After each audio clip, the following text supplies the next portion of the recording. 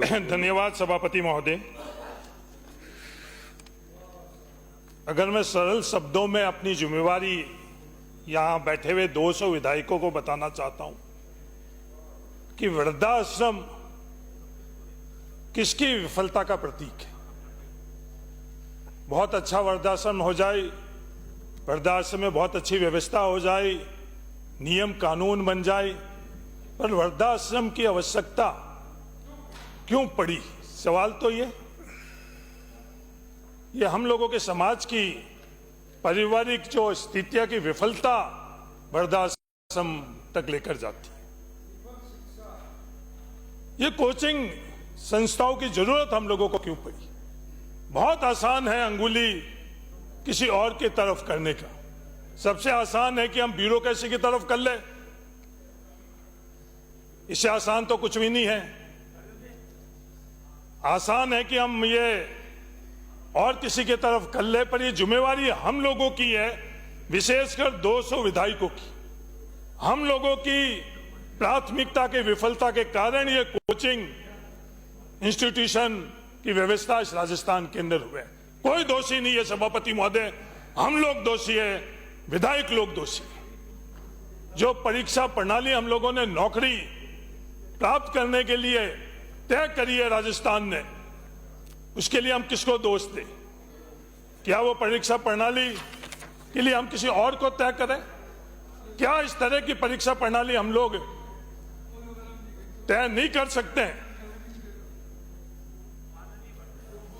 ये हमारे बहुत ज्ञानी मंत्री महोदय जी को तो इसमें रुचि नहीं है, पर मेरा निवेदन है कि वो परीक्षा प्रणाली के कारण ही ये सब समस्या है। क्यों हम बच्चों को कोचिंग संस्थाओं की तरफ धकेल रहे हैं? ये क्राइम हम लोग क्यों कर रहे हैं? वो परीक्षा प्रणाली को ही बदलाव की आवश्यकता है सभापति महोदय। जो स्कूल का कोर्स है 12वीं तक का और जो कॉलेज का कोर्स है, क्या उसी कोर्स के माध्यम से, उसी तरह के सिलेबस के माध्यम से ये एंट्रेंस और नौकरी सुनिश्चित नहीं कर सकते हम? सबसे बड़ा सवाल ये है, उस पर हम लोग चर्चा नहीं करेंगे। सभापति महोदय, 100 करोड़ रुपए हम लोगों के लिए एक निजी आयोजन करने के लिए है। हाँ, जरूरी है, एंटरटेनमेंट भी जरूरी है, फिल्म इंडस्ट्री भी जरूरी है। राजस्थान दिवस के लिए हम लोगों के लिए 1 सप्ताह है। सदन आगे नहीं चलेगा कि राजस्थान दिवस के लिए 1 सप्ताह हम लोगों के लिए चाहिए। हाँ, राजस्थान दिवस भी जरूरी है। इन्वेस्टमेंट के लिए हमने हजारों करोड़ रुपए और हमारी पूरी की पूरी प्राथमिकता इन्वेस्टमेंट कर ली, पर इन नौजवान, जो राजस्थान के नौजवान हैं, राजस्थान के विद्यार्थी हैं, इनकी प्राथमिकता हम लोग कब तय करेंगे? मेरे को बहुत अफसोस हुआ सभापति महोदय, जब हमने इन कोचिंग संस्थाओं के माध्यम से हमारे परिवार के बच्चों को एक इंडस्ट्री के रूप में हमने देखा। यहां बहुत ज्ञानी एमएलए कहते हैं 7,000 करोड़ की इंडस्ट्री है। ये इंडस्ट्री नहीं है, मैं शब्द का उपयोग नहीं करना चाहता हूं। जहां हम लोग धकेल रहे हैं 50 लाख विद्यार्थी राजस्थान के हम लोगों ने कोचिंग संस्थाओं के तरफ धकेल दी। नौकरी राजस्थान में हम लोगों ने कितनों को दी? 8 लाख सरकारी नौकरी है राजस्थान में। हम लोगों के नागरिक कितने? लगभग 8 लाख से ज्यादा। 1% नौकरी है। ईमानदारी हम खुद नहीं रख रहे हैं। हम जो 200 विधायक और हमारे द्वारा सरकार बनाई गई है, हम लोग नहीं रख रहे हैं।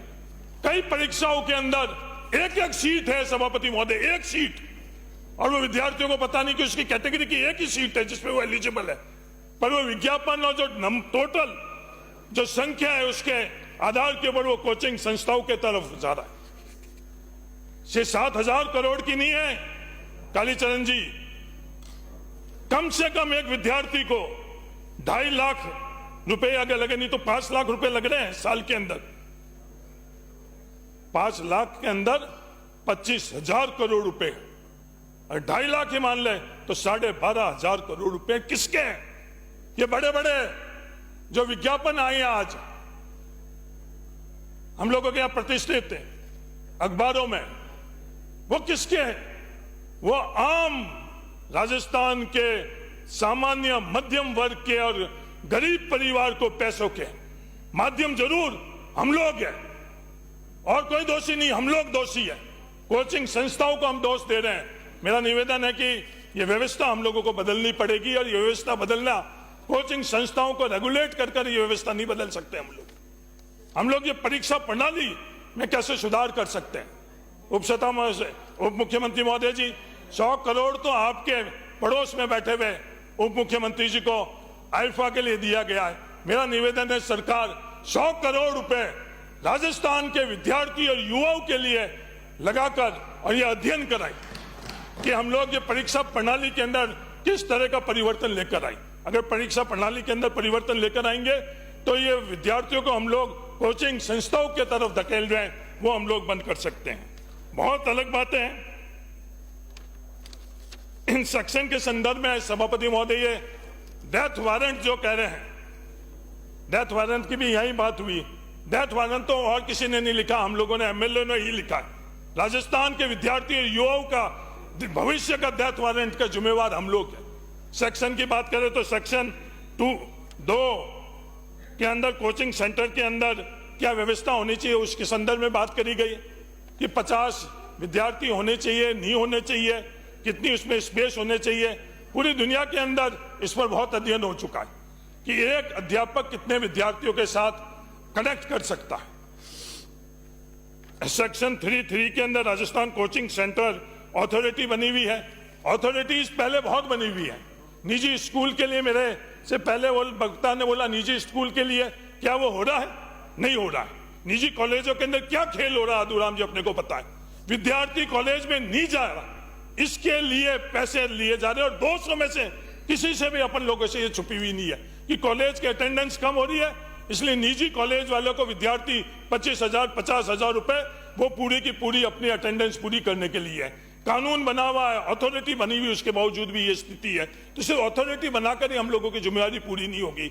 हम लोग जो मूल जड़ है उसको, समस्या को समझकर उसको कैसे कर सकते हैं। जो सेक्शन 3/5 है उसमें डिस्ट्रिक्ट अथॉरिटी की बात करी है, 14 सदस्य और अध्यक्ष। सभापति महोदय, ईमानदारी से आप बोलो, क्या आज से पहले जो डिस्ट्रिक्ट कलेक्टर थे वो आज है? मैं बाड़मेर के लिए तो बड़ी जिम्मेवारी से बोल सकता हूं, आज से पहले ठीक 10 साल पहले जैसे डिस्ट्रिक्ट कलेक्टर थे वैसे निष्पक्ष और मजबूत कलेक्टर आज के समय में नहीं है। हम सब लोगों को पता है, ये आपकी भी शिकायत रहती है कि सरकार बदलती है, जब सरकार में आप विपक्ष में रहते हो और जब नियम के अनुरूप फैसले नहीं होते, वो दर्द तकलीफ जो लोगों की है वो आप भी महसूस करते हो। हम सब लोग जानते हैं आज ब्यूरोक्रेसी के अंदर भी किस तरह से जो गिरावट आ रही है। हम लोग पूरे के पूरे कलेक्टर पोस्ट की गरिमा भी हम लोग कैसे कर रहे हैं अच्छी तरह से पता। आपको पता नहीं आदुराम जी, पंचायत पूर्ण गठन के अंदर क्या हो रहा है, हम सबको पता है। और वो की वो जब हम लोग सब ये जान रहे हैं, उसके बावजूद भी ये पूरे के पूरे हमारे विद्यार्थी और युवाओं को उन्हीं के हाथों में दे रहे हैं। जो हंस रहे वहां हुआ है वो का वो हंस रहा, सब कुछ जानते हुए हम लोग उन लोगों के लिए दिए जा रहे हैं। तो ये डिस्ट्रिक्ट लेवल की कमेटी के संदर्भ में हम लोगों को वापस सोचने की जरूरत है, क्योंकि हम सब लोगों का अनुभव है। बोलता कोई नहीं, स्वीकार कोई नहीं करता, मैं स्वीकार कर रहा हूं। सभापति महोदय, सेक्शन 6(2) के अंदर सो मोटो निरीक्षण की बात करी गई है। जो सो मोटो निरीक्षण के अधिकार दिए गए हैं, इसकी मंशा क्या है? सभापति महोदय, ये पूरा का पूरा जो ये बिल बना हुआ है, ये बिल जो मुझे समझ में आ रहा है, ये बिल बड़े कोचिंग सेंटर के संरक्षण के लिए, जितनी मेरी समझ है। छोटे जो कोचिंग सेंटर है वो का वो मॉडल जो क्रॉनिक कैपिटलिज्म के अंदर बड़े उद्योगपतियों के लिए है, कहां जाने अनजाने के अंदर। मैं दोनों उप मुख्यमंत्री जी आपके इंटेंशन के ऊपर भी नहीं कर रहा हूं, आपके ब्यूरोक्रेसी पे भी नहीं कर रहा, पर इसका नतीजा क्या होगा? बड़े कोचिंग सेंटर को संरक्षण मिलेगा और छोटे कोचिंग सेंटर, और हम दोष दे रहे पेरेंट्स को। पेरेंट्स का, परिवार को कोई दोष नहीं है। हम लोगों ने जो लक्ष्य रखा हुआ है, नौकरी के लिए लक्ष्य रखा है, उन संस्थाओं का एडमिशन के लिए, उसको प्राप्त करने के लिए हर कोई दौड़ रहा है। जो लक्ष्य हम लोग यहाँ विधायक के तौर पर रखा हुआ है, जो व्यवस्था कर रखी है, उसके लिए हम लोग नहीं दौड़ते। उसके लिए किसको दोष दे रहे हैं? हम लोग भी उसी पैमाने में दौड़ते दौड़ते दौड़ते ही आ रहे। सही है गलत है, उसका दोषी कौन? दोषी व्यवस्था। तो ये जो सो मोटो निरीक्षण है, इसके संदर्भ में भी मेरा निवेदन है। कई और सेक्शन है। सेक्शन 11 के अंदर स्कूल कॉलेज की उपस्थिति, सभापति महोदय ईमानदारी से कह दो कि कितनी कॉलेज के अंदर, उप मुख्यमंत्री जी आप बताओ कि 75% होती है? नहीं, क्लासेज नहीं लगती है, विश्वविद्यालय खाली, कॉलेज खाली। और हम लोग ये बात किसको बेवकूफ बना रहे हैं? हम अपने आप को बेवकूफ बना रहे हैं जब ये कह रहे हैं, किसी और को बेवकूफ नहीं बना रहे हैं जब ये 75% की अनिवार्यता। कोचिंग कक्षा क्यों? हम लोग व्यवस्था ही नहीं दे रहे हैं कि उन बच्चों को वहां कक्षाओं के अंदर जाने की। तो हम बेवकूफ अपने आप को नहीं बनाई, दुनिया को बनाने के लिए हम प्रयास जरूर कर लेते हैं, पर अपने आप को, सदन को तो कम से कम हम लोग बेवकूफ नहीं बनाई।